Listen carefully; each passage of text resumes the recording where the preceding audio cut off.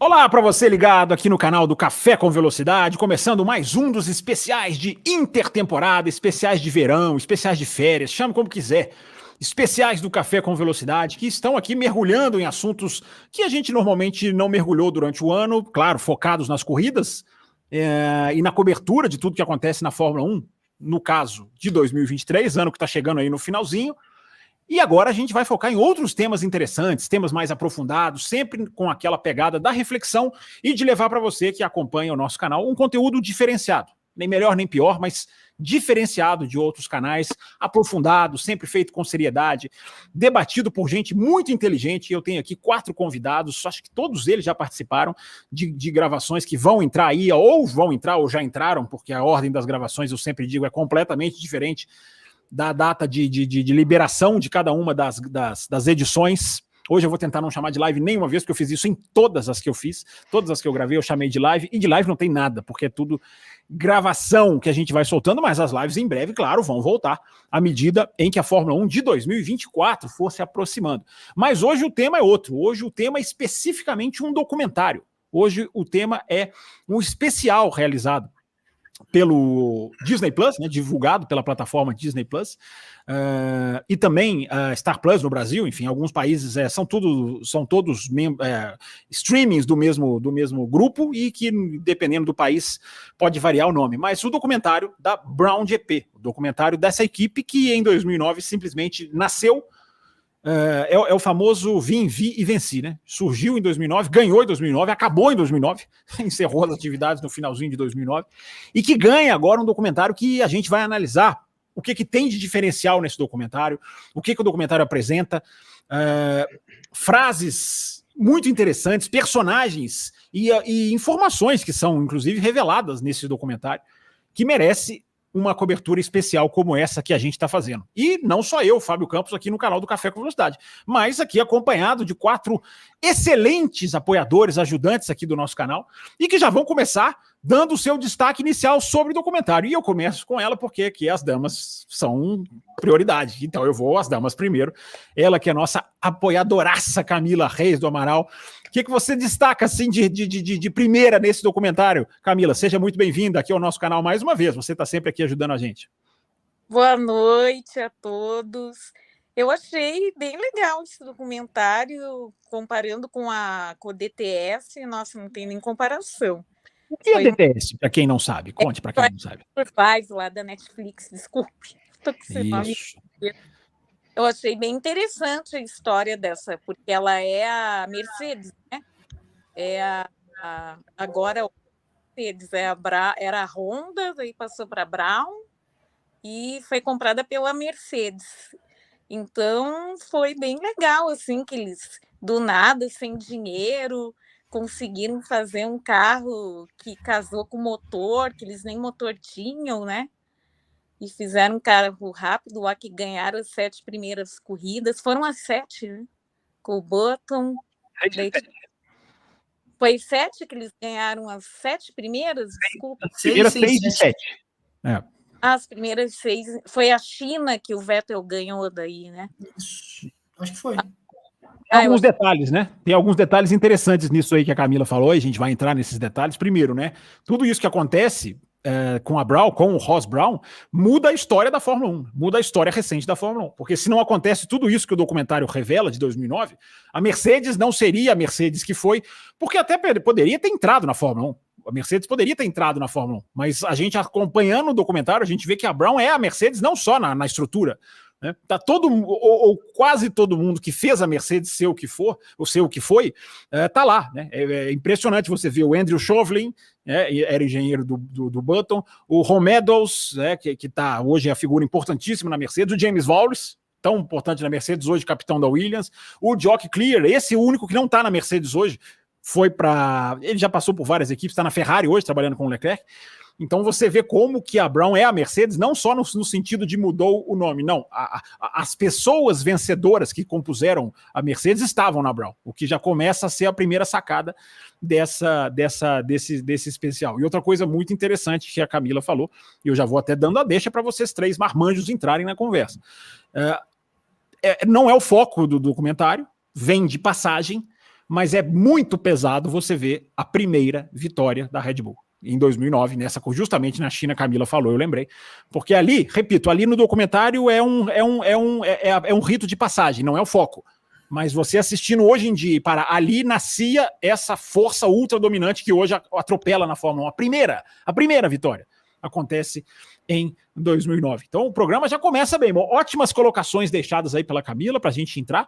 E agora eu trago o André Pedro. Seja muito bem-vindo, André. E aí, o seu destaque? O que te chama a atenção nesse documentário? Os rapazes vieram até com a Brown no fundo lá. Os rapazes estão bem preparados aí. Seja bem-vindo, André. Boa noite, Fábio. Boa noite, amigos da bancada. Vocês parem de ficar dando boa noite, porque vocês estão gravando à noite. Vocês estão gravando à noite, mas o cara tá assistindo isso aqui de tarde, a moça pode estar assistindo isso aqui de manhã. Então vocês parem com esse boa noite, vocês estão me irritando. Ora, bolas. Novamente, bom dia, boa tarde, boa noite a todos. Uma coisa que me chamou a atenção vendo o documentário, que pese toda esse fato sensacional da Brown nascer, vencer, que nem você comentou, mas foi a guerra política nos bastidores da Fórmula 1. Como que foi para quem assistiu, talvez não se lembre de como que foi movimentado a política da Fórmula 1 nesse ano, não só com relação a Brown, mas a relação à Fórmula 1 como um todo, né? A relação das equipes com o Bernie, que comandava a Fórmula 1, com o Max Mosley. Então, isso foi uma coisa que para mim foi bem interessante ver essa guerra, guerra de puxar corda, eu esqueci o nome, cabo de guerra entre Fórmula 1 e as equipes. Então, eu achei essa parte do documentário muito interessante também. Interessante, vamos entrar nisso também. É uma das qualidades do documentário, né? Ele não fica só focado na história de conto de fadas, e é uma história de conto de fadas, evidentemente, mas ele pega também toda a questão política daquele ano, que foi assim o mais próximo de um racha que a Fórmula 1 chegou. E é muito legal ter essa perspectiva também do André, nós vamos falar sobre isso. E é muito interessante também, esqueci de falar aqui apresentando a Camila, que a Camila não viu a temporada 2009, ela acompanhou pelo documentário, descobriu várias coisas. Então é muito legal a gente ter essa perspectiva aqui também na nossa edição, nesse nosso especial, também ter essa perspectiva de o que o documentário passa e o que o documentário ensina. Porque o documentário, Antônio, já jogando para você, o documentário ensina muita coisa, até para quem acompanhou, para quem cobriu aquela temporada, para quem assiste Fórmula 1 mais próximo, a gente tem coisas que eu não sei de vocês, mas a gente aprendeu muita coisa, tem algumas revelações muito interessantes. Seja muito bem-vindo, você também, grande Antônio, lá, nosso representante do Nordeste. Olha que gravação sensacional. Temos as meninas, temos representantes do Brasil inteiro. Seja muito bem-vindo, seu Antônio. Obrigado, Fábio. Saudação aos amigos da bancada e quem está assistindo posteriormente, quem está escutando no agregador. Enfim, vamos lá. Eu achei que ele ia falar boa noite, eu já ia jogar a caneta na câmera, mas ele foi rápido. Eu queria destacar o título do documentário, A História Impossível da Fórmula 1. Boa. Eu vivi aquele ano, lembro de algumas coisas, claro, que a gente vai lembrar, mas os bastidores que a gente ficou descobrindo agora revelaram fatos que para mim foram inéditos. Sim, exatamente. E a questão impossível, porque realmente essa história não vai se repetir. Nunca aconteceu antes e não vai acontecer depois. Eu tenho medo, Antônio, de dizer que nunca mais vai acontecer e ser surpreendido. Nunca diga nunca, mas você tem total razão, porque é uma conjunção de fatores. Porque não é simplesmente o cara comprou, não tinha dinheiro, foi lá e foi bem. Não, é uma conjunção de fatores políticos, é a questão do motor, que é absolutamente extraordinária. É um absurdo. Técnico, tempo, prazo. Jogo político da Fórmula 1. É uma conjunção de fatores absolutamente improvável de acontecer. Eu tenho medo de dizer que nunca mais vai acontecer. Eu também sempre penso isso. Claro que não vai acontecer. Vai estrear alguém, né? Mas a gente tá vendo aí uma Andretti passar um pouco do que passou a Brown, com todas as suas diferenças. Ninguém imagina que um dia isso possa acontecer, por exemplo, com uma equipe Andretti. Até porque a Andretti entraria do zero e não foi o caso da Brown. Nós vamos entrar um pouquinho também nessa questão da transferência da Honda para virar Brown. Mas falta ele, senhor Felipe Scarpelli, grande Felipe também, sempre ligado aqui no nosso canal, apoiador, participa aqui das nossas lives no chat, mandando as suas mensagens, mandando também os seus pics, assim como a Camila também, o André, todo mundo aqui que está aqui na nossa edição de hoje. Então seja muito bem-vindo, senhor Felipe Scarpelli. E aí? Muito E obrigado. esse documentário da Brown, gostou ou não gostou? Vou começar com essa pergunta para você. Gostei muito, e eu acho que o que eu tirei, assim, primeiramente olá a todos, né? Mas o que eu tirei que eu achei mais sensacional foi o e se a Brown não aceita a proposta do Bernie Ecclestone e as equipes continuam unidas, o que seria da Fórmula 1 com a FIA e etc. Eu acho que isso seria uma loucura. Você acha que poderia ter rachado? Eu tenho, pelo que foi mostrado no documentário, creio que sim. Que as equipes, principalmente a Ferrari, né, encabeçada pela Ferrari lá, a Ferrari estava revoltada. E acho que a Brown... Não se esqueça que a Brown assina com o Ecclestone, mas depois assina com a FOTA de novo, né? Né? Pois é. Por isso que eu acho que uma coisa que me chama a atenção nessa parte política, antes de eu dar o recadinho aqui que eu já estava quase esquecendo, é a segurança do Max Mosley. Vendo tudo isso hoje, com toda, né, sabendo de tudo como foi, como não aconteceu, o que se previu naquele ano, porque eu lembro muito de 2009, o Antônio também deve se lembrar, enfim, todos nós aqui que assistimos, como que chegou realmente a haver, antes de Silverstone mesmo, o anúncio de uma separação. Chegou-se a haver um anúncio de uma quebra, equipes e FIA. Esse anúncio chegou a acontecer. Claro que só o anúncio não significa que estava tudo fechado, mas o anúncio chegou, vamos criar um novo campeonato. Repito, isso não significa que iria acontecer. Mas a segurança do Mosley no documentário, você vê ele, não vai acontecer nada. Não, as equipes vão estar aqui na Fórmula 1 ano que vem. Então você assistir isso durante 2009, você pode chamar o cara de arrogância, de alienado, de estar dissimulando, mas vendo tudo como aconteceu, me chama muito a atenção a segurança do Max Mosley. Mas antes da gente entrar mais nessa história, a gente já passou aqui 4 apanhados muito interessantes do que esse documentário revela, do que esse documentário ensina, do que esse documentário mostra, do que esse documentário reflete do que aconteceu. Só lembrando, antes da gente engrenar no assunto, que você que está assistindo, você pode apoiar o Café, você pode se tornar apoiador nas 4 faixas que o Café tem. O Café tem 4 faixas para você se adaptar a que você achar melhor e ajudar o Café com Velocidade a se manter aí nessa estrada em 2024. Vamos seguir firmes aí na nossa pegada de analisar a Fórmula 1. E entre as 4 faixas que você tem ali a Café com Leite, a Cappuccino, a Extra Forte, cada uma vai dando uma premiação maior, até você chegar na faixa Premium, que é a faixa que esses 4 aqui estão. Porque a faixa Premium, além de te dar sorteio de miniaturas, de te dar a chance de ir para Interlagos, 3 chances você vai ter, porque é isso sim, 3 ingressos para o GP do Brasil de Fórmula 1 de 2024 serão sorteados. O que não é sorteio é você participar das lives. Então, esses 4, assim como vários outros que por aqui passaram ou passarão nessa intertemporada, e além dela também, porque a interação com os apoiadores premium não vai parar por aí, é um benefício que você tem. E eu repito, não é sorteio. Você quer participar de alguma das nossas edições, gravações, sejam live, sejam ou não sejam live, basta se tornar apoiador da Premium. E o Antônio Júnior escreve aqui para mim, lembrar também de pedir like e valeu demais. Você sabe que o valeu demais eu nunca peço, né? Eu nunca peço valeu demais porque eu não tenho muita crença que o pessoal vai fazer valeu demais, não. Valeu demais é um super chat que você pode fazer quando não é live. Você pode deixar ali nos comentários do vídeo o seu valeu demais. Mas como o Antônio deu o recadinho aqui para mim fora do ar, ele me ajuda aqui na questão para não esquecer, porque ele sabe que eu esqueço tudo. Ele já gravou edições aqui nessa intertemporada e ele já viu como é que é a situação aqui, às vezes a gente esquece. Eu sou âncora substituto. Vem aí Ricardo Banniman para assumir aqui quem é de direito para fazer a ancoragem do canal. Mas vamos lá, porque temos muita coisa para falar, né? E vocês já colocaram aí, já citaram, a gente conversava aqui um pouquinho antes do programa começar também, aqui da gravação, a questão da falta de motor, né? E como que você vê ali uma situação muito, digamos assim, quase... Ah, meu Deus do céu, me fugiu aqui a palavra, né? Daquele que faz altruística, né? Daquele que faz o bem sem olhar a quem. Olha que beleza o âncora. Porque as equipes tinham lá, primeiro, a Honda sai, o documentário mostra como a Honda ajuda a Brown a viver, porque a Brown só foi o que foi porque a Honda permitiu que ela fosse o que foi, porque a Honda podia fechar a fábrica, podia redirecionar funcionários. Ela fez isso na outra saída dela.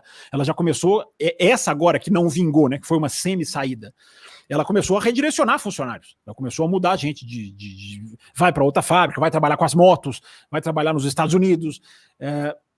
E não, a Honda permitiu, ela traçou o caminho para a Brown seguir. Ela permitiu que a Brown assumisse, ela vendeu lá pela tal moedinha, né, que o documentário mostra, né, faz alusão, a tal moeda de eu não sei se é um euro, acho que é um euro, né? É uma libra. Uma libra. Uma libra, é isso mesmo, uma libra, uma moeda inglesa. Permitiu que o Ross Brown fizesse essa compra, garantiu o pagamento de vários, isso eu nem sei, nem lembro se o documentário cita, eu acho que sim, ou talvez fale só de passagem. Ela garantiu o pagamento dos funcionários nos primeiros meses. 3 meses de salário. A Honda, exatamente. 700 empregados. A Honda permitiu que esse caminho fosse trilhado, mas a Honda falou, não, meu motor não adianta, motor eu não estou mais na Fórmula 1, meu motor tem que sair. E aí começa uma jornada que o documentário entra bastante nela do motor. Qual motor seria? Qual motor? Seria o motor Ferrari? O Andrew Chauvelin fala, né, de motor Ferrari não dá, porque os caras vão cortar as nossas asinhas se a gente se aproximar deles. Aí tem o motor Mercedes, que era a BMW estava saindo, a Toyota estava saindo, enfim, uma equipe ex-Honda não ia pegar o motor Toyota de maneira nenhuma. Mas a BMW estava saindo, fica ali o motor Mercedes, que tinha lá um contrato de exclusividade, teria um contrato de exclusividade com a Mercedes, com a McLaren. A Mercedes ainda não estava na Fórmula 1, sempre bom lembrar, como nós falamos aqui no começo, a Mercedes depois adquire a Brown, e há toda uma reunião, há toda uma benevolência no sentido de, não, ok, a McLaren autoriza, né? Parece que foi isso mesmo, né? A McLaren autoriza, ok, o nosso contrato é de exclusividade, vocês podem fornecer. E aí já começa um grande contraste com o que a gente vê da Fórmula 1 de hoje, né? Que depois muita coisa vai casar com o que a gente vê nos bastidores da Fórmula 1 de hoje, mas nesse comecinho você vê uma benevolência, uma boa vontade, porque ali houve uma crise mundial que espantou de 2008 para 2009, BMW, Toyota, a própria Honda. Então havia um desespero ali, né? Para não ter um grid muito pequeno. E aí todo mundo estende a mão para a Brown, que é o contrário do que a gente vê hoje, né? Hoje as equipes não é que elas não estão estendendo a mão, elas estão puxando o tapete, né? Elas estão usando a mão que elas estenderam para a Brown, elas estão descendo a mão lá no chão e simplesmente puxando o tapete da Andretti.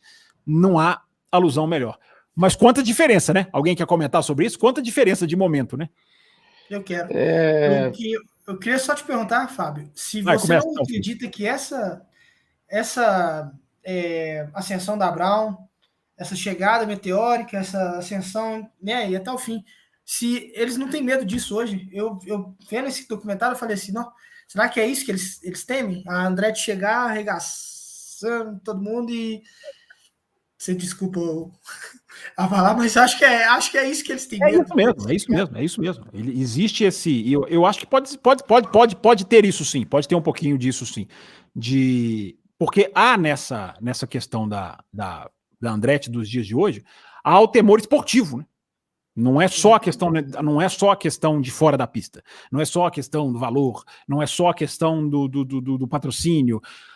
Eu não tenho dúvida, há um temor esportivo, principalmente, Felipe, agora para jogar para o Antônio, também pediu a palavra, mas principalmente, Felipe, por parte de uma Haas, por parte de uma Sauber, essas com certeza. Não, essa equipe pode entrar e os caras já podem fazer com que a gente desça um degrau. Então sim, tem muito disso sim. Os caras entram e tem o temor esportivo sim que ajuda a enxotar a Andretti. Mas é interessante isso aí, porque é o contraste, né, Antônio? Você também tinha pedido a palavra. Não tem como não traçar o paralelo entre 2009 e 23. O que a gente vê na política, equipes, FIA, né, Liberty, nesse jogo de empurra-empurra, de quem quer se dar melhor, a mesma coisa acontecia desde sempre. Desde sempre. Sim. E aí... diga. Uhum. E aí cada um quer puxar a brasa para sua sardinha, né? Levando em conta questões técnicas e financeiras. Não mudou nada. O que tem rapidinho antes de você falar, André, o que tem muito... Aliás, eu vou, como eu já vou quebrar o assunto, pode falar, pode complementar sobre esse tema. Eu acho que esse ponto ele é fundamental, que eu acho que a Brown ter sido o que ela foi, gerou nas equipes, isso fica claro, principalmente para as grandes equipes. Você vê em todo momento o Luca de Montezemolo tipo, transtornado de ver uma equipe praticamente. Tem até um momento, isso foi uma coisa que me marcou bastante. No meio das discussões de teto orçamentário, ele fala assim: se a equipe não tem condição de gastar 700 milhões, vá correr na F2, vai correr na F3. E ver uma equipe com poderio financeiro baixo, competindo com eles e massacrando eles, você vê que isso, eu acho que gerou esse temor que continuou. E você vê o contraste, né? O Christian Horner de 2009. A gente, em momentos do documentário, mostra a união, ele falando que era importante manter a Brown, fazer com que a Brown se mantivesse no grid, e hoje ele ser um dos caras que, em algum momento, publicamente questionou a entrada da Andretti. Então, eu acho que eles meio que se vacinaram disso, que nem o Antônio falou, é impossível isso acontecer de novo. Só que isso é um comentário que a gente conversou meio que nos bastidores. Uma coisa é a Brown, que ficou a uma canetada de acabar, e a Andretti, que é uma empresa de corrida, que a gente está acostumado a ouvir esse termo no café, que é uma equipe de corrida, que tem o DNA de corrida, que está investindo pesado, que é um cara que está fazendo fábrica. Então, eu acho que na mente deles, eles falam assim, putz, se esses caras fizerem isso, chegarem e tipo, obliterarem todos nós que somos os grandões, que dominamos esse negócio aqui. Então, eu acho que 2009 influenciou no jeito de pensar deles hoje. Então, isso eu acho que está mais do que claro. Assistindo o documentário, isso fica, na minha visão, evidente. O que fica muito claro assim no documentário é como eles ajudam, porque era absolutamente inacreditável o que ia acontecer, né? É aquele negócio, enquanto não me incomoda, se é para ajudar uma Minardi, a gente ajuda. Então isso para mim fica muito claro no documentário. Como que a ajuda no começo vem porque havia toda aquela impressão, e é o natural, não, essa equipe vai fechar o grid, essa equipe vai ficar lá atrás, essa equipe mal tem dinheiro, a equipe não tem patrocínio, a equipe não tem nada, a equipe vai ficar lá atrás. Então vamos ajudar essa equipe a sobreviver, porque ela não vai nos incomodar. E aí com 2, 3 corridas isso já mudou. Então o que fica muito claro no documentário para mim é assim, a gente ajuda, a gente pode até ajudar um pequeno. Na hora que esse pequeno cresce, não tem ajuda não, aí a gente vai puxar o tapete. Mas uma coisa, só para finalizar, uma coisa que é interessante, que eu acho que desculpa, Camila, te cortar, uma percepção que as equipes de fora não perceberam, é que o ano de 2008 da Honda foi péssimo. Então, acho que ficou essa impressão, a equipe é ruim. Só que no documentário ele fala assim, a gente tem um carro ruim, vai ter um regulamento novo lá na frente. Então, eles já direcionaram a visão para 2009, só que quem está de fora não tem essa percepção. Então, quando eles começaram com esse conceito que eles iniciaram, foi o que também já... estamos ajudando um ninguém. Só que eles não sabiam que eles estavam desenvolvendo um carro muito poderoso, né? O projeto ia ser Honda, né? O projeto estava pronto desde há muito tempo. O projeto do carro não foi feito em 3 meses, não. Ele é feito na gestão Honda. O Honda ia ser o carro vencedor. Não sabemos por causa do motor. Nós não sabemos se seria vencedor. Né? Mas a Honda falar no documentário que não se arrependeu de ter saído, tudo bem, tem a conjuntura econômica. Mas eu acho que eles se arrependeram sim. Mas no final do documentário, o presidente da Honda calibra na mão, o Keanu Reeves, ele questiona ele, fala assim, foi uma decisão errada. Hoje a gente vê que a gente poderia ter continuado e ter se sagrado campeão, enfim. Houve talvez ali um arrependimento meio que da Honda ao ver o desenrolar dos fatos, né? Sei lá. Diga, Camila, também tinha pedido a palavra, pode falar. Não, eu lembrei que eles não tinham ideia, as equipes, eles acharam que, como vocês falaram que a Honda estava ruim em 2008, que ia ser um carro ruim, né? Mas eles não tinham ideia que tinha um gênio lá que projetou um carro que o ar passava mais rápido, com o difusor duplo, que foram eles, né, que projetaram primeiro e lançaram o carro com esse difusor. E também não tinham ideia que o motor ia encaixar certinho no carro para fazer ficar rápido, né? Então ninguém tinha ideia de nada. Então foi o pulo do gato que os caras deram e o pessoal ficou chocado, principalmente a galera da Ferrari. Daí começaram a falar que o difusor era ilegal e para eles nada convencia de que não é, que era ilegal. Eles falam muito no documentário. O Luca lá, o Horner também. Para eles o difusor era ilegal. Se a FIA liberou porque quis, mas para eles ficaram indignados com isso, né? Tem coisas interessantes nisso que vocês falaram, né? Primeiro, assim, fica muito claro como que a Honda, tendo focado no carro mais cedo, projetou um bom carro. A questão do motor é que, talvez, Antônio, o tal do nunca mais vai acontecer, talvez a parte que ele seja mais aguda é nessa de você pega o motor, encaixa e vai. Isso é o mais impossível, o impossible story, como você lembrou, né? O mais impossible story de tudo isso não é nem uma equipe da falência ser campeão do mundo. Isso eu acho até que é dificílimo, mas é mais raro do que isso é põe o motor aí, e o motor encaixa, e o motor casa, não é simplesmente coube, né? Ele casa com todas as características do carro, ele não arrebenta o carro em distribuição de peso, por exemplo, coisas que hoje são muito mais sensíveis, inclusive é importante lembrar, o carro hoje é muito mais sensível a isso do que era na época, né? Hoje ele é muito mais sensível a essa questão do peso do motor, do tamanho, das dimensões, então isso fica muito claro. Outra coisa que vocês falaram, né, que eu não posso deixar passar, o atraso do Montezemolo, né? Que cabeça atrasada. Como essa figura permeou a Fórmula 1 por tanto tempo, e não só ele. A Fórmula 1 foi permeada por essas figuras de atraso, como um de vocês aí falou. Não tem dinheiro para correr na Fórmula 1, vai correr na Fórmula 2, na Fórmula 3. A grande ameaça do racha que há durante o documentário, durante o ano, e que o documentário relata, é por não querer limite de orçamento. Por não querer limite de orçamento. Olha o nível de atraso que hoje não tem, e só não tem hoje, eu digo isso, 365 dias do ano no café. O que a gente tem hoje na Fórmula 1, que permite a sobrevivência, que permite as equipes serem ricas. Vocês veem no final do documentário, escreve lá, né? A Brown foi vendida para a Mercedes por 130 milhões, se não me engano, 160, 170, não me lembro o número exato. No momento em que o documentário se encerra, aquilo não é um quinto de uma equipe hoje. Por quê? Por causa do limite de orçamento.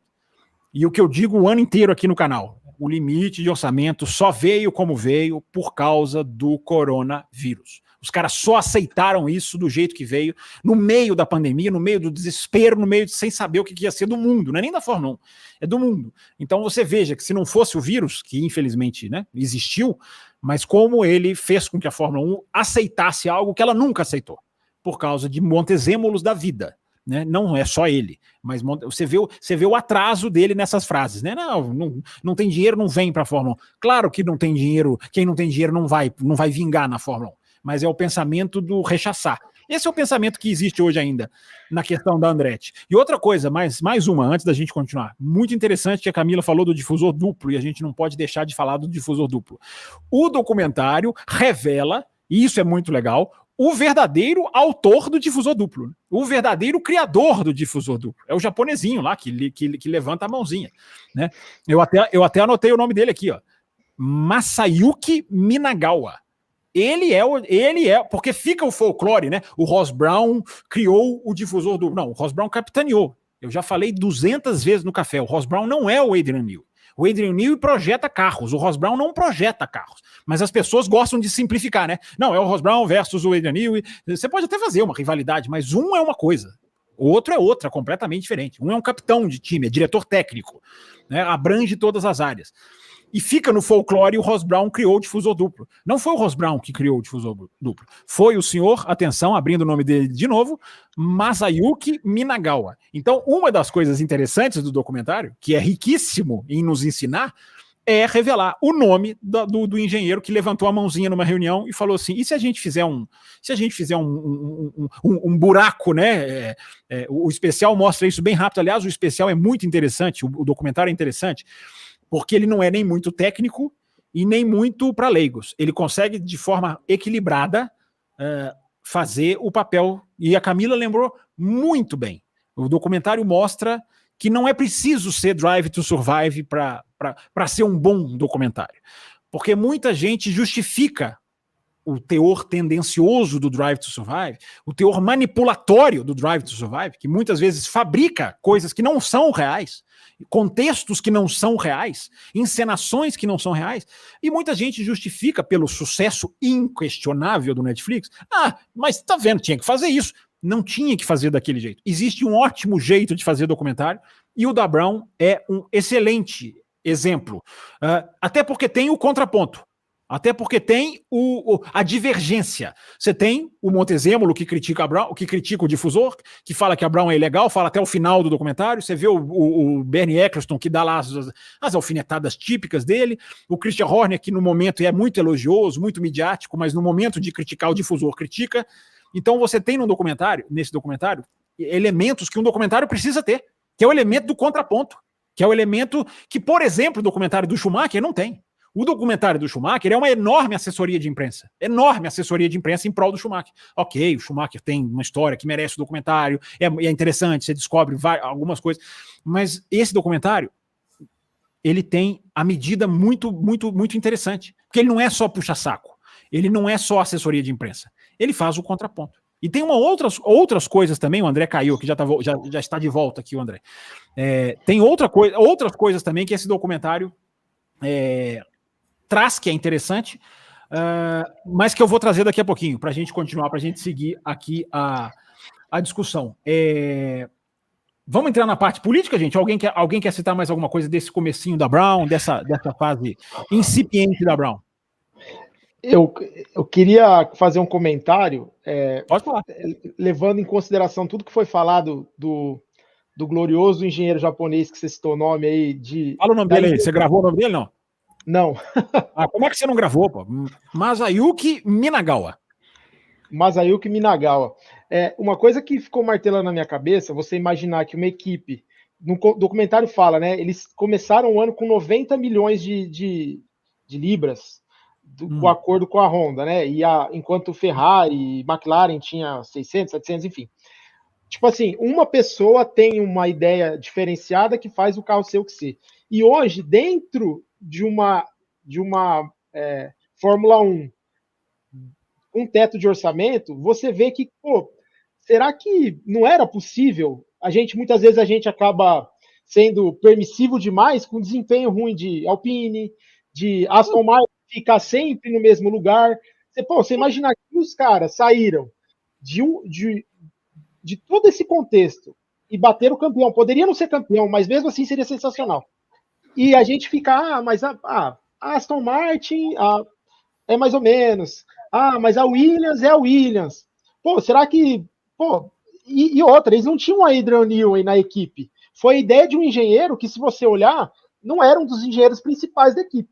Então você vê que é possível. Parece que nem está na Fórmula 1 hoje ainda. Não está mais na Fórmula 1. Né?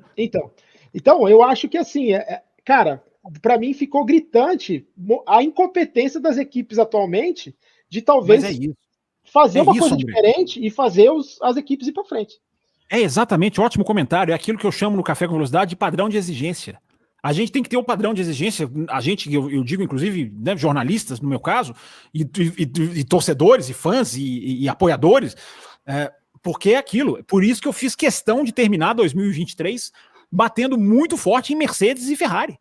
Porque é muita decepção, é muito patinar na própria perna. Uma não sabe o lado que vai, a outra estreia depois da estreia já fala, não, peraí, não deu certo, já vamos mudar. É muita incompetência. Então é isso que você falou, né? E essa questão, né? Não é só o orçamento que define as coisas. Isso é muito interessante. O limite de orçamento ele é vital, ele é fundamental, mas não é só o orçamento. Senão a Toyota tinha sido campeã do mundo, porque a Toyota tinha um orçamento astronômico. O Antônio vai se lembrar disso também. Tinha um orçamento astronômico.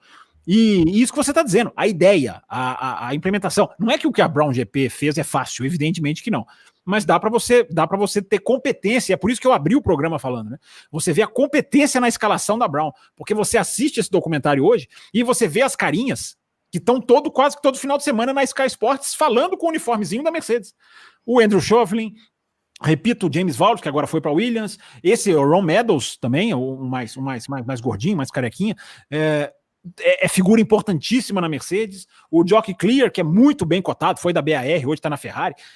Você vê a competência tá ali. Então a Brown não é só o difusor. A Brown não é só o motor Mercedes, é a tal conjunção de fatores. A Brown também tinha uma equipe de engenheiros, de funcionários, não só engenheiros, estrategistas, que fez a Brown ser o que for. Se esses caras não fossem bons, não tinha ganho, não tinha vencido, mesmo se o motor casasse com o carro, né? E também tem uma questão, nós não esbarramos ainda em dois detalhezinhos, mas nós vamos esbarrar, chamados Jenson Button e Rubens Barrichello. Né, que compõem o especial, que compõe o documentário, também numa medida muito interessante, que mostra ali também todo o caminho da briga pelo título mundial. Mas a gente vai chegar lá neles já. Antes, só para a gente esclarecer toda essa questão da politicagem, né, que é muito bem relatada, eu acho que só tem uma falha, porque eles vão dividindo nos capítulos o que está acontecendo no extra-pista. Né, o passo a passo, a Brown assina com o Eccleston, não assina, a chantagem do Eccleston, né, meu Deus, que exemplo para quem não conhece a política da Fórmula 1 de aprender como que os caras jogam aquele jogo, né? A chantagem de né? Você assina comigo ou eu não te pago, ou eu não te dou. Eccleston no estado puro, né? Esse Eccleston que está movendo montanhas no Brasil de gente que está seguindo uma frase do Eccleston para cancelar corridas. Esse é o Eccleston. Você tem uma ótima aula de Eccleston nesse documentário. Só uma frase do Bernie, que ele diz assim, em um determinado momento ele fala para o Keanu Reeves, eu não acredito na democracia, eu aprecio mais os ditadores. Então você já vê a índole do cara já é meio que aí, né? Já é uma coisa meio que...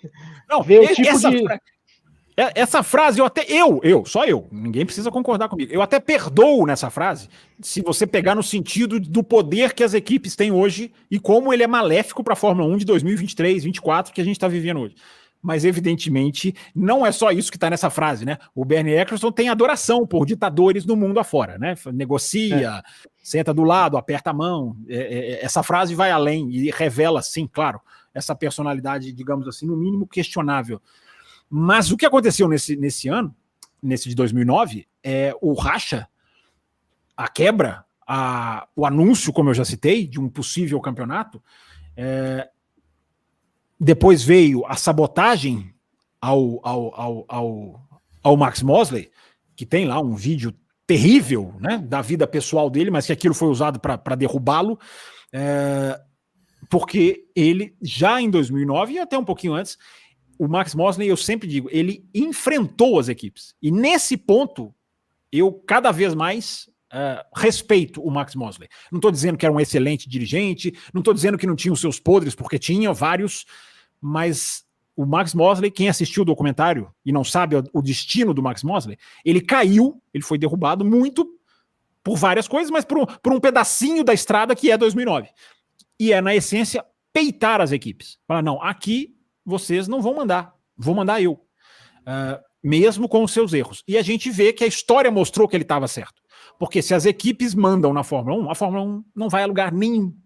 Quem acompanha o café em janeiro, em fevereiro, em março, em abril, em dezembro, em novembro, em setembro, sabe que a gente fala isso aqui no canal. Né? O poder das equipes que só pensam nelas. Então a essência digamos assim, do confronto do Bernie Eccleston, do Max Mosley, desculpa, a essência do confronto do Max Mosley, que na verdade estava... Né? O documentário mostra uma coisa que é verdade.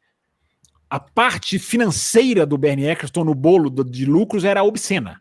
Era obscena. Isso sim, isso era mesmo. O Bernie Eccleston ficava com metade só para ele, mais da metade só para ele. Fez essa jogada que até hoje estoura nos bastidores, que é a FOM tem o direito por 100 anos e a FIA fica com uma parte muito menorzinha dos lucros. Ele traçou isso que hoje está dando essa briga enorme. Por que o Sulaim briga com as equipes hoje? Por causa de dinheiro. Porque isso foi traçado ali, mais ou menos nesse período. Então, as equipes tinham que reivindicar a parcela de dinheiro que o Eccleston tirava para ele. Tinham. Elas ganhavam muito menos do que ele. Somadas, elas ganhavam menos do que ele. Somadas. Olha que coisa impressionante. Ele ganhava mais do que as equipes somadas. O documentário até mostra, né, um bolinho, assim, como se fosse um bolinho mesmo, com a fatiazinha. É muito legal.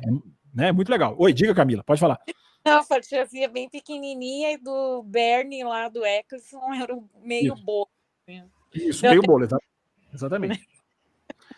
Então tem toda essa diferenciação do conceito, da briga das equipes por causa do limite de orçamento. E tem aquilo que eu já falei do coronavírus ter sido o verdadeiro, não vou dizer o verdadeiro responsável, mas o fator decisivo. Por que naquela época brigavam com o limite de orçamento e agora existe? Porque teve a pandemia. Eu tenho segurança de que se não tivesse a pandemia, não teria limite de orçamento, ou o limite de orçamento seria 250, 240, 280, algo que caísse muito mais ao gosto do freguês. Alguém mais quer falar do Extra Pista ou podemos entrar aqui em pilotos, frases e momentos do documentário? Pode falar, seu Antônio. Só falar duas questões aqui. A primeira é o regulamento. Era um regulamento novo. E aí a gente também leva ao momento atual do regulamento novo, em que... É verdade. A Brown, tem essa semelhança, né? Da virada de um regulamento do avesso, né? Acho que foi uma frase sua, não sei se foi sua, algo que você citou aqui no café, que regulamento se lê 2 vezes. Ou foi a Ju, Serrazoli? Acho que foi a Ju. Regulamento se lê 2 vezes no mínimo. A primeira vez é só para ler. E a segunda vez em diante é para interpretar e achar as brechas no regulamento. O Martin Brundle fala isso no documentário da Brown. Ele fala, talvez seja ele, Antônio, que ele fala assim, você lê 2 vezes. Uma para saber o que está na regra e outra para saber o que não está na regra, que você pode usar. Então, as equipes contestaram na época e o julgamento, o veredito final, foi que a Brown não estava dentro do regulamento, mas existia a brecha para que ela se encaixasse no regulamento. Essa é a palavra. Isso, essa é a palavra. Existia a brecha. Isso. Então, fazendo um contraponto com o nosso atual regulamento, não tem como a gente eximir, vou falar especialmente em Ferrari e Mercedes, tá? Não tem como eximir a culpa do fracasso. Porque, tudo bem, lançaram o carro errado, mas de cara já havia uma definição clara de que na rosa dos ventos, quem apontava para o norte era a Red Bull. Então, 2 anos... Exatamente. 2 anos de fracasso. É o erro que se repete, né, Antônio? Né? Exatamente. Então, a esperança agora é talvez em 2026, né? Enfim, então... Antônio, só fazer um parênteses. Não sei se você tem uma outra coisa ou se você tinha falado 2 tópicos, né? Olha a diferença, né? O documentário fala, acho que a Camila que lembrou, né? Do foco que a Honda coloca no carro mais cedo. Eu até citei, né? O 2008, McLaren e Ferrari vão até a última curva de Interlagos naquele final, não focam no carro. Olha como o foco da Brown, Honda no caso, ajudou. A Ferrari teve 2021 para focar completamente no efeito solo. Completamente no efeito solo. Teve 2021, enquanto Mercedes e Red Bull se matavam até Abu Dhabi, a Ferrari tinha e começou até bem. Porque lembra que as primeiras corridas do efeito solo, Leclerc e Verstappen degladiam. Depois se perde completamente. Então a incompetência dessa... É impressionante. A gente está fazendo um especial de 2009, um documentário de 2009, mas estamos muito pertinentemente lembrando, fazendo comparativos com a situação atual. Né? Eu até acho que a Ferrari é pior. Deixa eu só fechar. Peraí, vai. Deixa só o Antônio fechar e depois a Camila e depois o Felipe. Vai. Acho que vou mudar o assunto aqui. Mas só um detalhezinho é que a Mercedes hoje é a antiga Brown, e talvez a Mercedes tenha conseguido o motor, aqui é a opinião minha, tá? Já pensando em tentar comprar a equipe posteriormente. Porque a ideia inicial da Mercedes era ter uma equipe. Sim. E como a parceira única, exclusiva, era a McLaren, a Mercedes ofereceu o dinheiro para a Honda para comprar a McLaren. Mas não conseguiu comprar, né? Então, achou uma brecha, entrou já com a equipe pronta, uma equipe campeã. Então, para a Mercedes foi um excelente negócio também. É muito mais fácil comprar essa massa mais empobrecida do que transformar uma McLaren, do que tirar da Fórmula 1 uma McLaren, né? Muito, muito bem lembrado. Diga, Camila, você tinha falado. Eu estava falando da incompetência da Ferrari, mas uma equipe pioneira da Fórmula 1. 15 anos sem ganhar nada, é incompetência em maiúsculo, né? É verdade, então, é verdade. Observação que eu queria fazer ali no pensamento da Ferrari. Sim, bem lembrado. Não é de agora. Não é que se perdeu só no efeito solo, né? Já vem se perdendo há mais tempo. E também no efeito solo. Felipe também comentou alguma coisa? Diga, Felipe. Não, é só que eu acredito que a Ferrari é pior do que a Mercedes, porque ela tinha um carro competitivo no início do ano passado, igual você falou, ela teve mais tempo para focar, e parece que, assim, regrediu de um ano para o outro. No meio do ano, já regrediu, ano passado, e esse ano regrediu mais ainda no início do ano. Só foi recuperar agora no final do ano, então... É isso aí. Ela e Mercedes, eu creio que Ferrari seja mais no nível dos piores, assim. Se fizer um ranking de incompetência para você, a Ferrari ganha. A Ferrari ganha, né? E não é a primeira vez, né? Que a Ferrari ganhou em 79.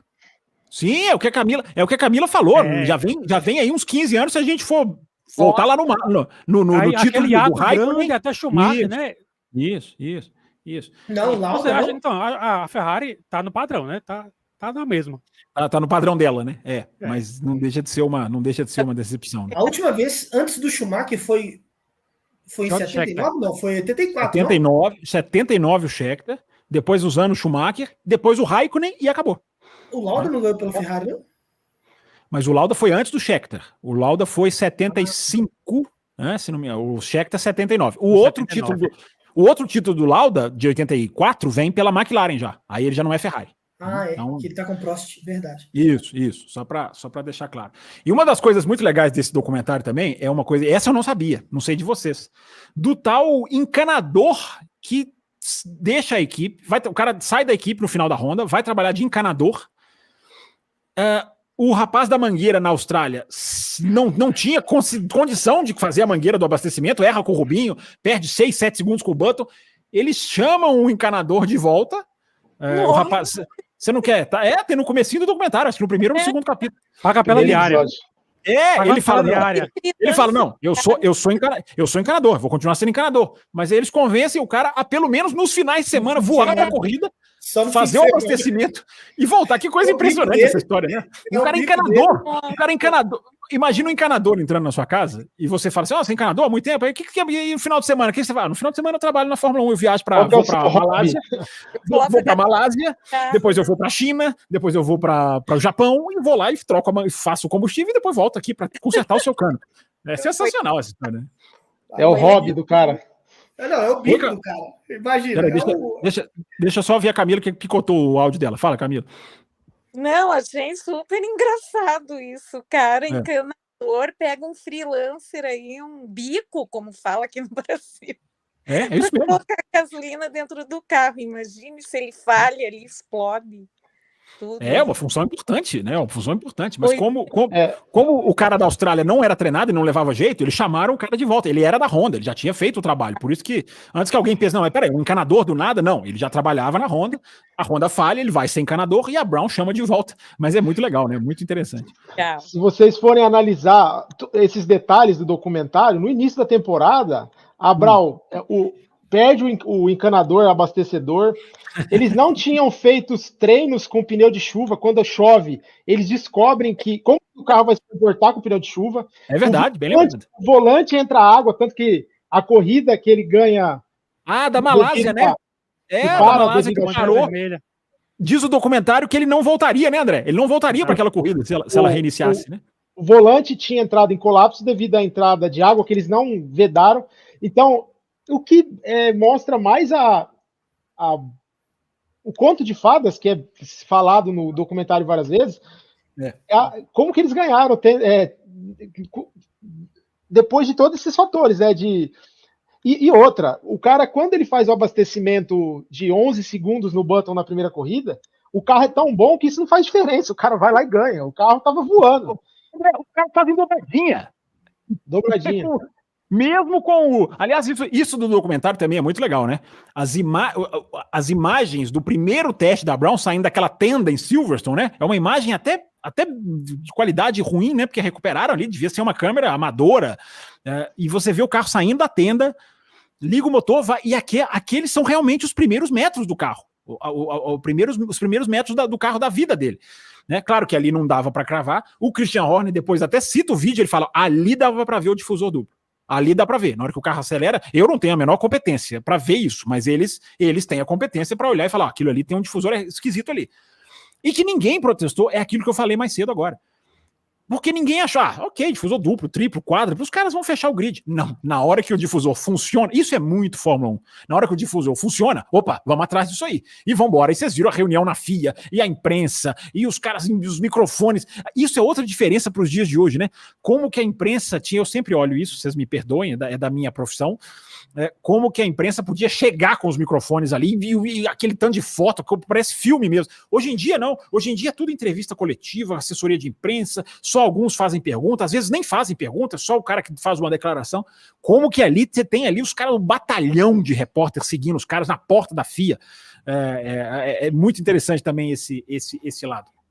Aliás, deixa eu falar uma coisa muito importante desse documentário, antes da gente continuar de falar de Rubinho Barrichello e Button, que nós não falamos ainda. Olha como é fundamental, percebam vocês, como é fundamental uma coisa que é mudança da era Eccleston para essa. Como que o documentário é absolutamente rico em imagens, rádios, cenas de corrida, sem nenhuma restrição.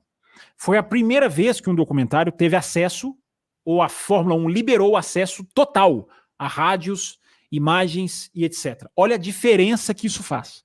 Todas as entrevistas, que são ótimas, porque isso também é uma qualidade do documentário, né? A escalação de entrevistas é muito boa, porque tem o Horner, tem o Montezemolo, tem o Bernie Eccleston, tem o Felipe Massa, a rede de entrevistas foi muito legal. Tem os caras de baixo escalão da Brown, não fala só com os tops, fala com o pessoal da mangueira, com o pessoal da mecânica. Então a escalação é muito rica e as imagens, você tem imagem de tudo. E aí você compara com o documentário do Schumacher, por exemplo, que não tem imagem de nada. Você pega uma imagenzinha ou outra de um acidente, de um momento mais polêmico, mas os bastidores é tudo. O documentário do Schumacher, não sei se vocês já viram, ele é praticamente imagem só de imagens pessoais. Sim. Tem algumas de Fórmula 1, tem a batida de 94, a batida de 97, mas são poucas as cenas de Fórmula 1. A diferença que faz para o conteúdo de um documentário ter esse acesso total da Fórmula 1. Então, como que a Fórmula 1 permitindo, como que ela cresce, como que ela ganha.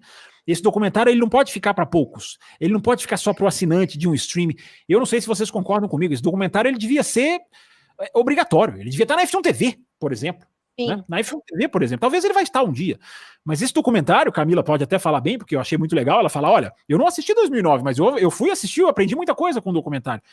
Esse documentário não pode ficar para poucos. Ele não pode. Ele tem que ser massificado, porque ele é um excelente documentário e ele é um excelente registro histórico e ele é muito bem feito. Né? Alguma observação aí ou eu posso trazer os nossos queridos pilotos que compuseram a Brown? Tudo certo. É muito certo. Vamos lá, depois eu tenho uma... Aliás, eu vou começar aqui com as frases. Eu anotei aqui 1, 2, 3... eu anotei 5 frases. Uma a gente já citou, que é do Montezemolo. Eu acho que foi o André que citou, né? A questão do não tem dinheiro, não vai para a Fórmula 1. Então essa eu já vou riscar aqui, que mostra o atraso do pensamento de vários dirigentes de Fórmula 1. Mas então sobram 5 frases aqui para a gente trazer, para a gente dissecar. Primeira, essa eu não sabia. Não sei se vocês sabiam. O Barrichello revelando que só tinha contrato para 4 corridas. 4 corridas. Essa eu não sabia. Ele revela que só tinha contrato para 4 corridas. Essa é a frase, né? Meu contrato só duraria 4 corridas. Vocês sabiam dessas ou vocês também aprenderam essa pelo documentário? Impressionante saber isso, né? Porque a gente pensa, não, assinou com a Brown, não. 4 corridas. E lembrando que na 4ª é uma que ele tem problemas lá com a Brown, que ele se desgasta com a Brown, se não me engano, na Espanha. Enfim, posso estar errado aqui na conta, daqui a pouquinho eu abro o calendário de 2009. Outra frase aqui do Rubinho. Esse ano vai ser meu. Eu serei campeão do mundo. Ele disse, né? Ele conta, né? Já pro Keanu Reeves. Não é que ele falou na época, né? Ele fala agora. A minha cabeça era, esse ano vai ser meu. E foi, né, pessoal? Começando por você, ô Antônio. Tem um momento em que o Barrichello fala, depois dos anos de Ferrari, eu estava voltando a brigar pelo título mundial. Discordo completamente do nobre Rubens Barrichello. Barrichello jamais disputou título mundial pela Ferrari. Jamais. Na Brown ele disputou. Né, Antônio? Ali realmente foi uma briga de título mundial, né? E não conseguiu, apesar de ter lutado bastante. Né? A gente vai detalhar aí o aspecto Button e Barrichello.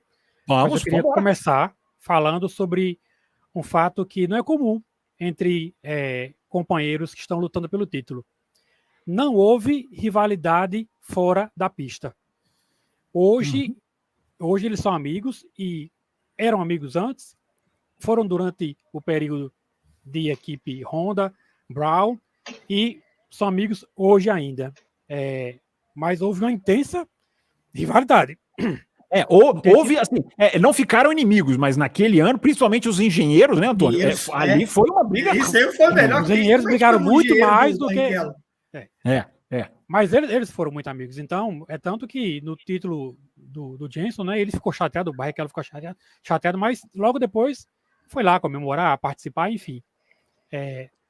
Bem diferente de outras rivalidades que a gente acompanhou e acompanha hoje em dia, em que só falta sair fogo, né? Mas achei esse aspecto bem interessante. Pode falar, Camila. Diga, Camila. Eu ouvi falar do Barrichello, que ele não se deu muito bem com esse carro no começo por causa do pedal do freio, é verdade isso? Esse aspecto, o aspecto do freio, não foi citado no documentário. Não é citado no documentário, né? Mas na época era só o que se falava, né, Antônio? Exato, e ele falava também. Depois que eu descobri a posição do freio e do pedal, a frase de Barrichello, que ele não falou no documentário, se falou para o Kenny Reeves, não foi para o ar. Ele disse, depois que eu descobri a questão do freio, o Jenson nunca mais ganhou de mim. Chegou na minha frente. Frase que eu já ouvi do Barrichello. No entanto, uma questão que eu não sabia e foi revelado durante o documentário foi o Cambagem Gate, né? Camber Gates, né? O Cambagem Gate. Tá anotado aqui, é uma das frases que eu ia trazer. Isso é muito interessante, porque aí é outro momento do campeonato em que o Rubinho tá indo muito bem e o Button tá indo muito mal. E aí o Andrew Shovlin, ele vira para alguém da produção do documentário, ele tá sentado em frente ao Ken Reeves, mas ele vira alguém para produção, ou alguém da Mercedes, e fala, o Jock Clear falou do Camber Gate? Aí alguém grita, falou. Aí ele solta um palavrão. Porque ali o que parece que aconteceu? O Rubinho achou uma coisa na cambagem é a inclinação das rodas, né? Que você vai. Eu vou até pegar o próprio Rubinho aqui, olha que justiça poética. O Rubinho, que sempre ajuda, é tema da live. É o ajuste das rodas. Imagina que o carro tá parado. E os pneus, eles podem ser ajustados dessa maneira, ou um pouquinho mais inclinados para esse aqui mais inclinado para fora, para baixo, esse aqui para cima. É isso aqui, ó, é ajustar os pneus dessa maneira aqui, ó. Tá difícil a coordenação motor aqui, mas eu acho que dá para entender. Isso é cambagem, né? É que aí vocês lidam com o quanto da borracha que encosta no chão, nas curvas. E aí veio a rivalidade interna, né? Porque eles próprios admitem uma determinação da Bridgestone, né? A Bridgestone determinou o ângulo máximo de cambagem. E segundo a equipe, a metade da equipe, né, a equipe do Button, o lado de lá da garagem, isso. Eles começaram a não revelar para o outro lado. E aí virou guerra de bastidores aí. Normalmente os engenheiros eles trocam, né, informações, eles se ajudam. E quando começou a acontecer o problema, eles passaram a atuar como dois times separados. Que o Ross Brown teve que intervir, mas é aquilo que eu sempre falo, gente, essas coisas cabem ao chefe de equipe saber lidar, essas coisas são naturais. E a Brown, sempre bom lembrar, para quem não sabe, a Brown ganhou o campeonato. Então, essa covardia que os dirigentes atuais usam, né? Eu não posso ter competição interna, Toto Wolff, eu não posso ter competição interna. Pode sim. Vai ter esse tipo de coisa? Vai. É saber lidar. E não necessariamente você vai perder o campeonato, porque a Brown, além de tudo, estava muito pressionado. O documentário bate muito na tecla, né? De que a Red Bull vinha chegando, de como a equipe vai caindo, não só da situação interna de Rubinho e Button. Então é muito legal esse pedaço esse trecho do comentário. Alguém mais quer falar aí também dessa questão? Entrar nessa questão aí da rivalidade interna de Rubinho, de Button? E aí, Felipe? Fala. Eu queria lembrar o nome do engenheiro do Rubinho. Porque é o Jock Clear, esse que tá na Ferrari hoje. É o carequinha. É o mentor de Leclerc. Eu achei muito interessante os dois engenheiros, assim. A guerra era mais entre eles do que entre o Rubinho e o Button, embora, né? Tinha também, mas eu achei muito interessante. Teve uma corrida que o Button falou que estava com muita dificuldade devido à forma dele de pilotar o carro, porque ele é um cara mais... ele vira mais tranquilamente, né? E o Rubinho já é mais agressivo. E eu esqueci qual corrida que foi, mas eu achei muito interessante. Tipo assim, o cara que ganhou o início do ano inteiro e tipo assim, na segunda metade perdeu a mão do carro, enquanto o outro ganhou, né? Você falou aí do freio também e da cambagem, mas muito, muito interessante essa dinâmica diferente do carro, do desenvolvimento do carro mesmo. Isso, exatamente. Como que vai indo para um... Diga, André, pode falar. Uma coisa interessante, que isso é bem legal na disputa dos dois pilotos, é que o Button faz a 6 em 7 e ele vence na Turquia porque imagina, o cara ganhar 6 corridas de 7, aquela euforia, o cara tá no seu ápice, e até o documentário no final do episódio fala: Jason Button não imaginaria que essa seria a sua última vitória no campeonato. Isso. E depois da Turquia, que é a última vitória, é Silverstone. E o cara fala, pô, eu vou ganhar em casa. E tem até um parênteses, o Rubinho conversando com o Keanu Reeves, ele fala assim: se eu pudesse escolher entre ganhar em casa e ganhar o campeonato, eu preferia ganhar em casa. E quem assiste o Café sabe que muitas vezes a gente fala, né, o Fábio principalmente, que corridas valem mais que campeonatos. Isso ficou claro, porque quando o Jason Button fala, pô, ele lembra do Nigel Mansell quando ele vence em Silverstone, o pessoal meio que tira ele do carro e levanta ele como vencedor, e ele fala, pô, eu imaginei que isso poderia acontecer comigo. Então o cara naquele ápice vai em casa, a corrida não acontece como ele imaginava, e você vê que parece que a cabeça dele entra em parafuso, e ele começa meio que a duvidar da capacidade dele. Talvez se fosse uma corrida em outro lugar, o impacto talvez não seria o mesmo. Então, ter falhado em casa, você vê que foi muito determinante para a queda psicológica e técnica do Button durante o campeonato, que ele meio que, e é o que o Antônio comentou, que ele fala, né, o Rubinho fala que superou o Button da metade do campeonato para frente, e o Button só vai meio que se recuperar na corrida final, porque, falando da guerra de bastidores, o Button ele fala que ouviu quando ele saiu da classificação, porque ele ficou em 14º e ficou assistindo a qualificação, quando o engenheiro do Rubinho fala Rubens Barrichello, P1, e Jason Button, e fala que ele está em 14º e diz, isso mexeu com o Jason Button. Ele fica, puxa vida, cara. Ele fica chateado, e isso meio que mexeu com os brios dele, e aquela conversa com o pai faz ele, na última corrida, talvez retomar aquele nível de pilotagem do começo que fez ele fazer aquele monte de ultrapassagem e fazer uma corrida boa na última, né? Mas foi a penúltima no Brasil, né? Foi a penúltima, na verdade. Ele foi campeão no Brasil, mas Abu Dhabi fechou o campeonato ainda. Sim. O Brasil é muito bem explorado, né? Ele é muito bem explorado nesse documentário, ele é traçado em detalhes. Não é isso, Camila? Você ia falar sobre o GP do Brasil, né? Não, o GP do Brasil. O Rubinho não estava em primeiro na corrida e ele estava com chance de ganhar o campeonato. E o que aconteceu? Ele teve que parar? Eu não lembro ali. Não, o Hamilton bateu nele e furou o pneu. O Hamilton... Há um raspão, né? Que é quase invisível na câmera, né? E que azar, hein? Eu me lembro muito disso porque eu estava em Interlagos e foi um daqueles momentos, aconteceu em 2003 e aconteceu em 2009, em que depois do qualifying, na penúltima corrida do ano, você tem um cenário de título mundial que depois desaba e não vinga. Em 2003, na penúltima corrida do ano, que era o Grande Prêmio dos Estados Unidos, o Montoya, o Raikkonen e o Schumacher estavam praticamente empatados, era 1,72, 71, 70, era uma coisa, era um ponto cada um. E no qualifying o Schumacher larga atrás desses dois. Então eu me lembro de pensar em 2003, meu Deus, do sábado para o domingo, que chance que tem de brigarem pelo título Raikkonen e Montoya para fechar no Japão. E aí vem o domingo e desaba tudo o que o qualifying desenhou. Em 2009 é a mesma coisa. 2009, você tinha do qualifying do sábado para o domingo, você tinha o Rubinho na pole, o Button em 14º e o Vettel em 16º. E eu me lembro em Interlagos de falar, cara, é inacreditável que o Rubinho pode ser realmente campeão do mundo. Não inacreditável no sentido de que ele não mereça ou de que ele não tenha capacidade, mas alguém que ninguém dava mais, nem talvez como piloto de Fórmula 1 ele continuaria a ser. E eu me lembro de sair do autódromo de Interlagos absolutamente com um Barrichello na cabeça. E aí vem o domingo e desaba tudo. Assim como 2003. O que aconteceu é esse raspão da asa do Hamilton com a roda do Rubinho. E aí ele tem que parar.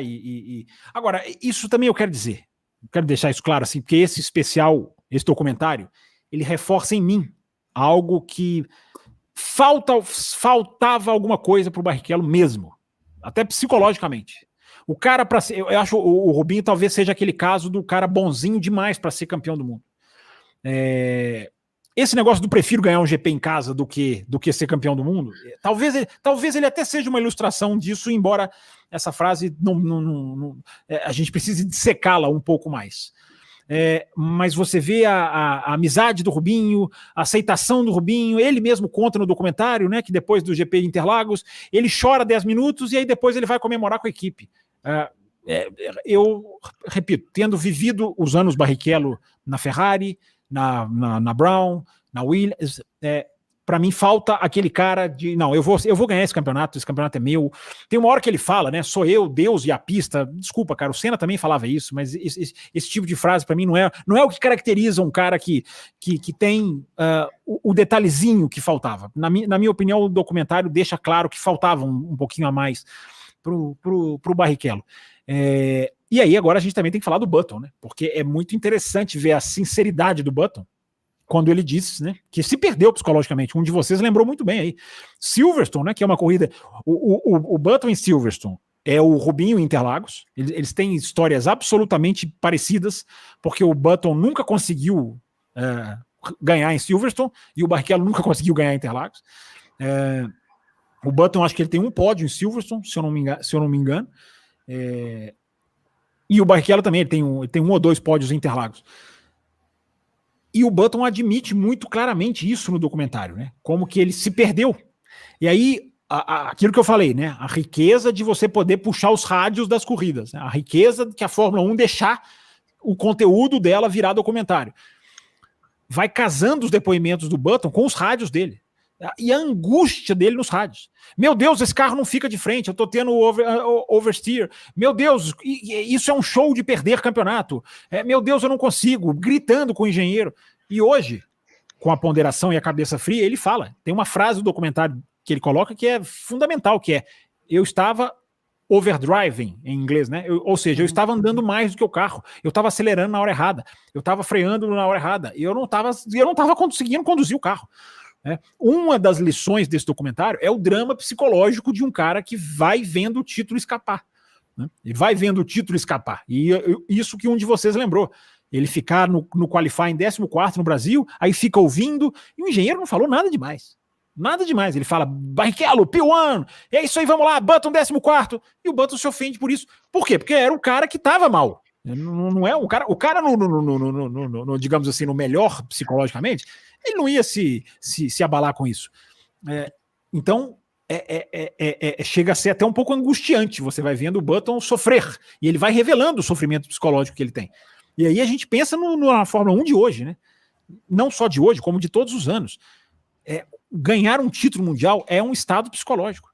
Você precisa estar pronto. Você precisa lidar com pressões que você nunca lidou. Tem uma frase do Ross Brown que diz no documentário, né? Eu cheguei em 2008, para mim o Button, eu tinha dúvida se o Button era o cara. Essa é uma das principais frases do documentário. Acho que é no último capítulo. Eu tinha dúvida se o Button era o cara em 2008, porque o Brown chega em 2008, aquele negócio que a gente falou, né, de focar no regulamento de 2009. O Brown, na verdade, ele chega em 2007, né? Ele acaba com a Super Aguri. Não tem esse negócio não de ficar fazendo equipezinha B, não. Fecha a Super Aguri e vamos focar aqui na equipe. E o Brown fala que nesse meio tempo duvidou do Button e que alguém virou para ele e falou: não, você não tá vendo o verdadeiro Button, espera, que a gente já viu ele aqui, porque a equipe era a BAR, né? A gente tá falando de Brown que virou Mercedes, mas antes da Brown era Honda, que antes era BAR. Toda escadinha, né? E os caras falavam pro Ross Brown, não, o cara mostrou naqueles anos. Então, conclusão disso que eu tô falando, que serve hoje para a gente analisar o Hamilton, que serve para a gente analisar o Leclerc. O piloto, quando está disputando o título mundial, é uma coisa. O piloto, quando não está disputando o título mundial, é outra coisa. Não estou falando que é outro piloto, mas é outra situação. E quando o Button teve o título mundial para disputar, ele foi muito bem. embora, né, sofreu e foi sentindo que o campeonato ia se esvaindo pelos dedos dele, né? Então esse drama mental do Button, eu acho que é um dos destaques muito interessantes do documentário, né? Muito, muito legais, né? Legal. Porque a Brown era literalmente ele não tinha pretensões no começo do ano, né? Ele foi um azarão. Um cavalo paraguaio. E aí, de repente, começa a ganhar. Button ganhou 6 em 7. E a perspectiva de ser vencedor ao final do ano começou a aumentar. E como o André falou, logo após a última vitória dele, que foi na Turquia, daí não ganhou mais. A próxima já foi em casa. E teve aquela derrota em que abalou ele psicologicamente. Isso quase fez ele perder o campeonato, né? É verdade. Como que isso foi se acumulando, né? Oi, diga, André, fala. E um detalhe, uma coisa é o cara não ganhar mais e o cara ficar disputando segundo, terceiro, quarto. Mas fazendo um paralelo para quem acompanha a Fórmula 1 de hoje, ele entrou tipo uma descendente igual o Pérez. Ele ficava lá atrás. O Rubinho largando em P1, P2, P4, ele em 12º, 14º. Então, tipo assim, ele se afundou de uma maneira que... É verdade, lembrado. Quase perdeu. Então... Foi difícil para. É angustiante você ver o cara naquela situação, por mais que você sabe o final que o cara ganhou, mas você vê na cara dele. Sabe o final do filme, mas você sofre com o filme, né? Você vê o cara, tipo, incrédulo, falando, não é possível que eu vou deixar isso aqui escapar. E indo num detalhe que isso foi. É interessante de assistir, assim, uma parte mais humana da vida dos pilotos. O Ross Brown fala, né, que você comentou que ele achava que faltava alguma coisa para o Button. Em certa proporção, o pai dele fala algo semelhante para ele. Tem um detalhe no carro. É interessante essa história, né? Que ele fala que ouviu o pai talvez achou que ele estava dormindo no banco de trás do carro, né? Isso. Aí o pai fala para a madrasta, eu acho que ele não tem o que é necessário para virar essa carreira, né? Para vingar nessa carreira, isso. Não é? E ele comenta que parte de tudo aquilo que ele fez, ele conquistar, foi também como uma prova de se provar para o próprio pai, tipo assim, eu sou capaz. E é legal também aquela conversa final entre eles, assim, cara, isso é interessante, isso é a importância do que o Fábio falou, da Fórmula 1 disponibilizar imagens. Você vê um Button no qualifying, um cara derrotado, um cara assim que já meio que não tem mais o que fazer, o cara que já se deu por vencido. E o Ross Brown fala, quando ele chega na corrida, parece que colocaram um outro homem lá. Você vê ele animado. Então, tipo, aquela conversa fez com que ele acreditasse, trouxesse coisas que ele perdeu no caminho e ele voltou outra pessoa. Né, e com um detalhe, né? Isso eu não sabia. Fiquei sabendo no especial, até porque eu estava em São Paulo no final de semana da corrida. Que mostra do sábado para o domingo. Repito, eu não sabia, fiquei sabendo no documentário e preferia não saber. Se soubesse que descobriria, passaria para frente, pularia essa parte. Que é essa coisa absolutamente nojenta desses programas brasileiros de querer colocar uma escada para o cara passar de baixo,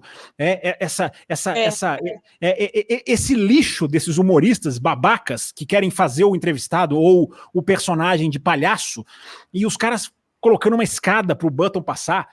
Meu Deus do céu, que coisa... Que coisa escrota, né? Que coisa escrota, esse pânico, essas escrotices que tem na imprensa brasileira. Eu repito, eu não sabia disso, eu estava em Interlagos. Eu preferia não saber. Eu fiquei triste de descobrir isso no documentário, né? Os caras brincando com a cara do Button, né? E o Button simplesmente indo jantar num restaurante, abalado psicologicamente. Hoje ele até fala, né? Eu podia ter rido, levado na brincadeira, mas eu não levei. Eu fiquei puto da vida, porque os caras estavam lá colocando uma escada para dar azar pro Button, né? Esse antro de idiotas que existem na internet e na televisão e no rádio brasileiro hoje, sobre os quais eu não tenho a menor paciência e não chego perto e não me aproximo. Por isso que eu fico triste de num especial desse ter que ver isso. Embora é o mérito do especial, claro, colocar tudo isso, porque até isso foram atrás, né? O documentário foi lá e buscou. Mas assistindo isso eu pensei, meu Deus, que vergonha esses palhaços desse programa. Que palhaços, né? Que figuras palhaças.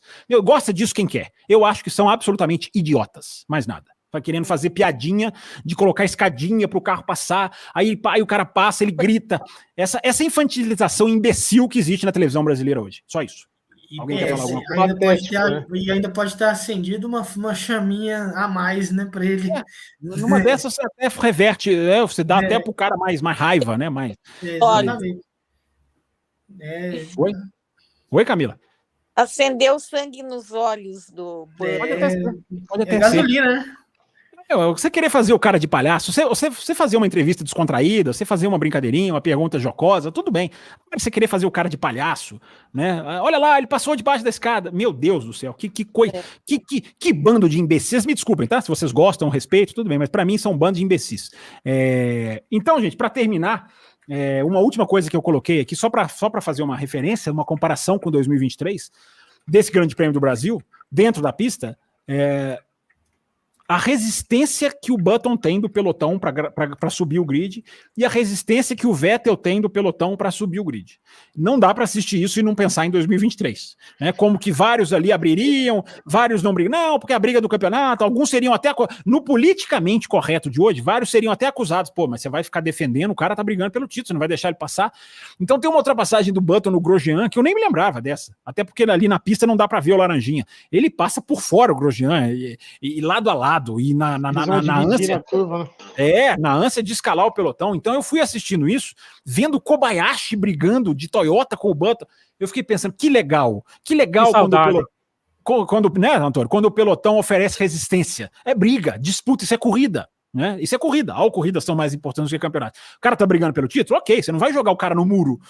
Mas que legal você ver o Kobayashi mudando a linha. O Nakajima, outro japonês, esse na Williams, eu acho que é com ele que o Button alarga um pouquinho no S do Senna, ele retoma a posição, ele começa a curva por fora, na segunda ele tá por dentro, vai lá e toma a posição.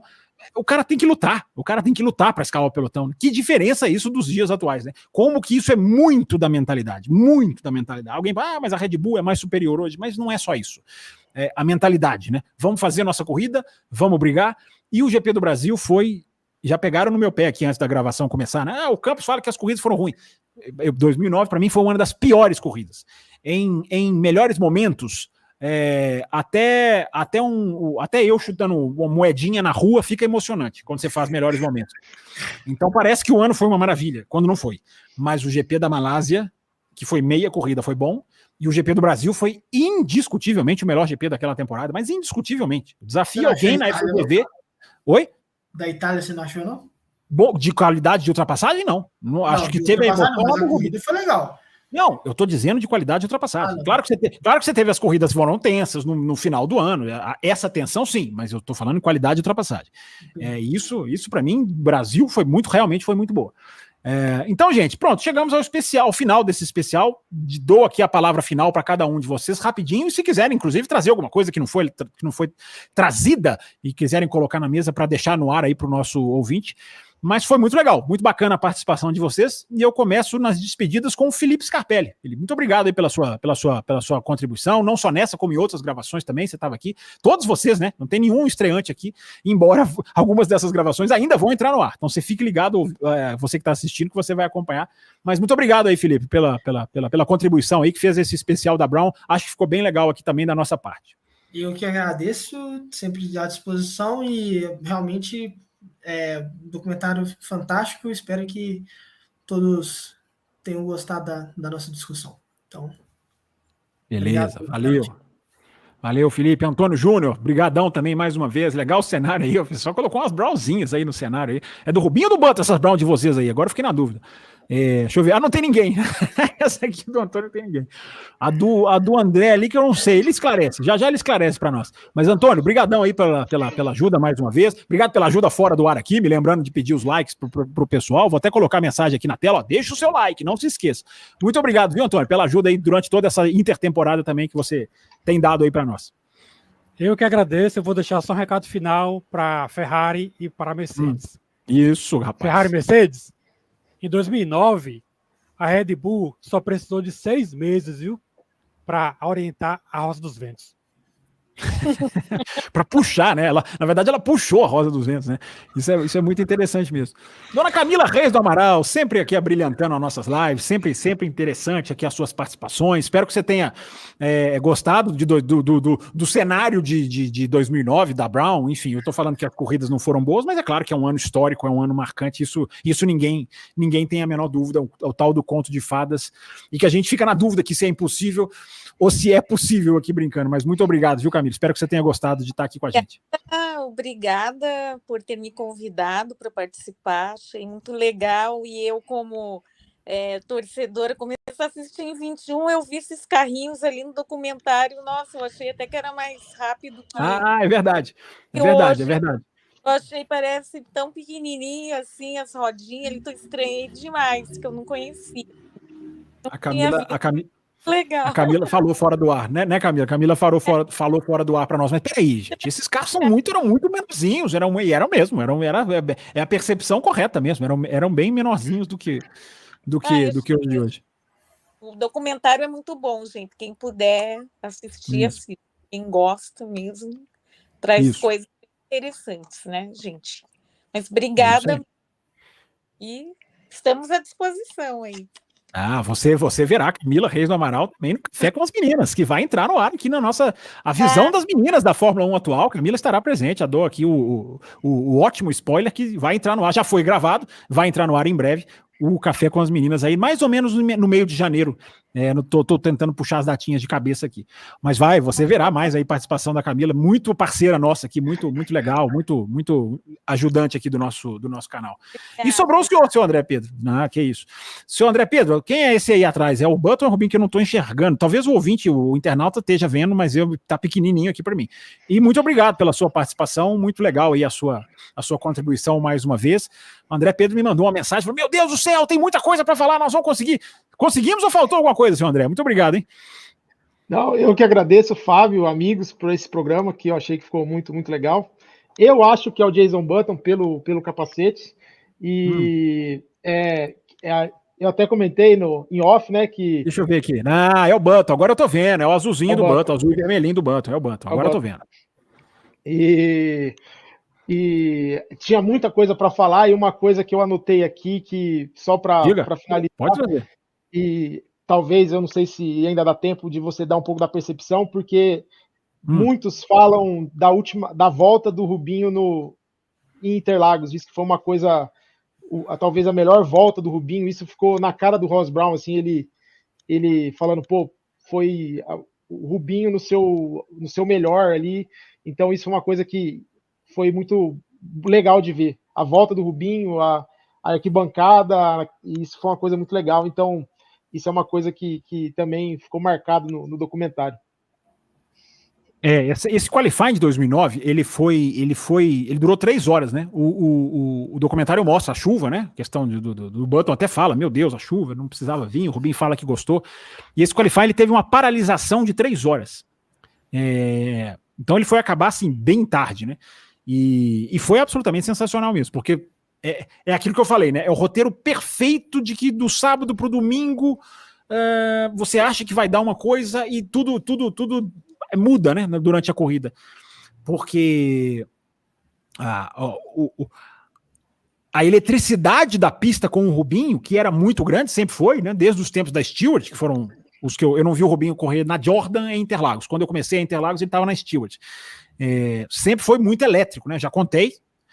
Vocês vão ouvir em alguns desses especiais de verão, de intertemporada, de como foi a mudança de Interlagos de 99 para 2000, com a ida do Rubinho para a Ferrari. E nesse ano, nesse 2009, a eletricidade era multiplicada. Então, na hora que ele faz a pole, que ok, Rubinho era bom de chuva, mas ninguém esperava, porque o carro já não era mais a mesma potência do começo do ano. Então, a pole é sensacional, sensacional. É uma das poles, talvez a maior vibração que eu já vi em Interlagos num sábado. Hein? Olha que o Massa também fez pole lá e eu estava em Interlagos, mas essa foi porque tinha todo o teor, né, do título mundial também, mas olha, talvez até mais do que 2008, eu não lembro se o Massa largou na pole em 2008, acho que largou. Largou, né? Pois é, mas essa festa desse 2009 foi impressionante. Gente, então é isso aí, né? Tá. Estamos todos. Camila, quer fazer mais alguma observação? Ou tá direitinho? Tá. Foi Não, muito achei que legal. você tinha mais alguma perguntinha. Deem like, pessoal. Não esqueça de dar um like aí pro canal. Tá vendo? Esse pessoal é tão gente boa que eles me lembram que eu esqueço, tá vendo? Para terminar, pedindo, se você tá até aqui, 1h24 de gravação, poxa, se você tá até aqui, acho que merece o seu like, né? Pro Fábio Campos, mas para esses 4 sensacionais apoiadores que, em alto nível, trouxeram discussões, trouxeram observações muito interessantes. Vocês vejam quanto eu fiquei baixando a cabecinha, mexendo a cabecinha aqui, que vocês falaram coisas realmente muito legais da gente colocar aqui no nosso documentário, na nossa análise do documentário da Brown, que todos nós recomendamos, acho que somos unanimidade nisso, para que vocês assistam, e tomara que esse especial fique cada vez mais disponível na Bandeirantes, um dia, quem sabe, no Band Esportes, na F1 TV, enfim, que ele seja mais no YouTube, talvez um dia. No YouTube é difícil, né? Esses caras com direitos de transmissão, mas seria sim o ideal, por que não? Coloca também. Talvez daqui a 10, 20 anos, porque esse ano de 2009, olha, realmente ele tem muita coisa para não se esquecer. Muito obrigado aí a todo mundo, valeu, você continua ligado aqui no Café, já falei dos programas de apoio, estão passando aqui embaixo, é só você escolher se você quer por Pix, quer apoiar o canal pelo próprio YouTube, quer apoiar o canal pagando no boleto, pode ser também lá no Apoia se você tem essa opção, deixando sempre o seu like e continuando a acompanhar as nossas edições de intertemporada, que estão todas muito legais. Já gravamos várias, estão todas muito bacanas, com temas diferentes, e as visões dos apoiadores da Faixa Prêmio que estão fazendo esse trabalho aqui junto com a gente. Até a próxima, fiquem ligados e valeu demais. Abraço a todos e até a próxima.